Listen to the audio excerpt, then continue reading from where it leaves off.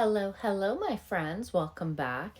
Every once in a while, I feel like we need a refresher just to remind those who are finally opening their eyes and waking up to the fraudulent mess that is Meghan Markle and her never-ending shenanigans. The reason why I make these videos is to remind everyone that not only is Harry's despicable wife a vile human being, but I also want others to know she will go as far as to lie and use a situation as devastating and tragic like a miscarriage to garner sympathy or to get a court date postponed to a later time. That should make you take pause and think to yourself, if Meghan Markle isn't honest about something like a miscarriage, then could she be lying about her Nigerian heritage? In this video, I wanted to remind everyone, and maybe some of you listening had no idea until this video, that there are three versions of Meghan's miscarriage story.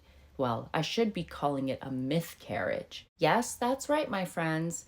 Three different versions of the same story. You would think any woman who has gone through something as tragic as miscarriage does not forget the details.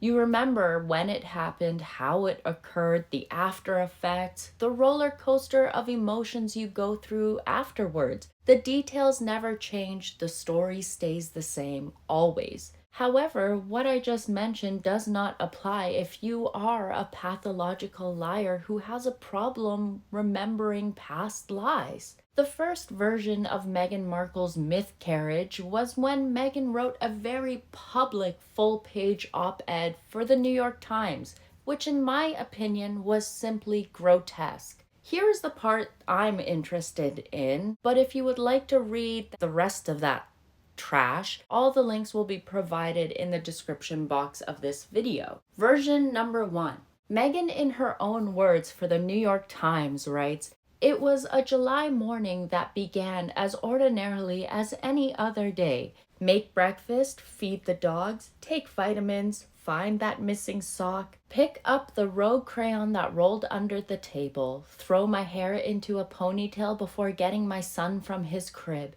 After changing his diaper, I felt a sharp cramp.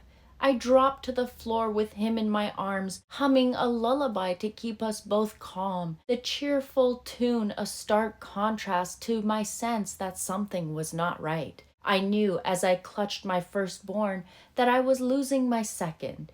Hours later, I lay in a hospital bed, holding my husband's hand. I felt the clamminess of his palm and kissed his knuckles, wet from both of our tears. Staring at the cold white walls, my eyes glazed over. I tried to imagine how we'd heal. I mean, really, who writes a full op-ed for everyone to read about a private tragedy? Oh, a raggedy charlatan who needs to constantly be a victim. Funny how Meghan can't share a single detail about Archofficial, but will go as far as to plagiarize someone else's work for sympathy. The second version of the mythcarriage was spilled during Harry and Meghan's 6-hour Netflix monathon. Abigail Spencer said, "I'm driving up just like we're going to unpack. We're just getting settled and Meghan's outside waiting for me and I can tell something's off. And she's like showing me around the new house and it's very mixed emotions because she's like, here's our new house, but she's like, I'm having so much pain." Abigail recalled how Meghan was in a lot of pain. Then she was holding Archie and she just fell to the ground. Meg is standing outside waiting for me, and I can tell something's off. And she's like, showing me the new home. So it's very mixed emotions because here's our new home, but she's like, I'm having a lot of pain. She was holding Archie and she just fell to the ground.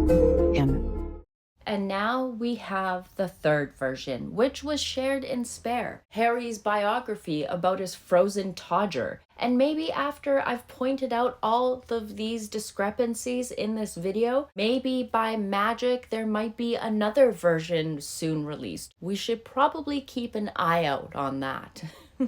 Harry's version in Spare went like this. More, they now wanted the names of Meg's previously anonymous friends read into the official court record to destroy them. Meg was determined to do everything in her power to prevent that. She'd been staying up late, night after night, trying to work out how to save these people. And now, on our first morning in the new house, she reported abdominal pains and bleeding. Then she collapsed to the floor.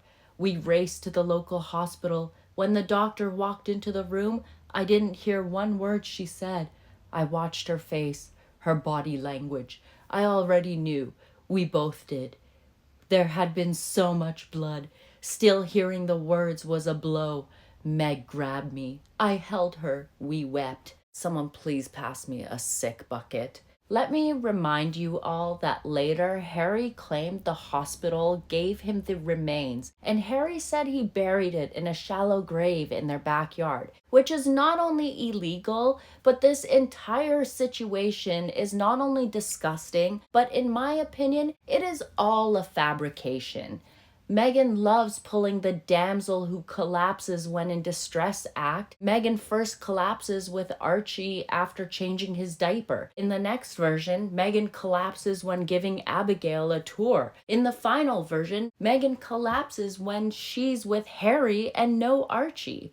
I absolutely love how Harry and Meghan always try to rewrite the narrative and make it seem like it's everyone else's fault when simply everything negative that occurs in their life is all due to their own actions. Harry says Meghan was staying up late night after night dealing with a case. He blames the stress related to it was the cause of Meghan's miscarriage, a court case that she had started and could have dropped at any time.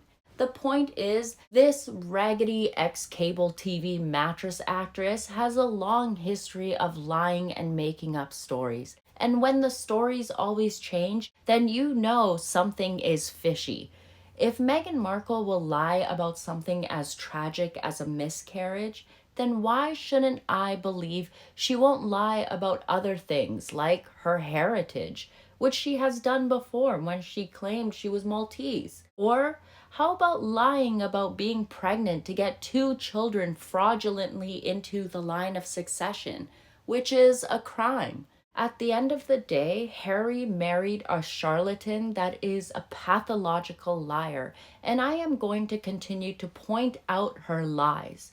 As long as Meghan Markle pumps out PR bullshit, I will be there to debunk it. With that said, my friends, let me know what you think in the comments below. Wouldn't you be disgusted by a person who lies about something as tragic as a miscarriage?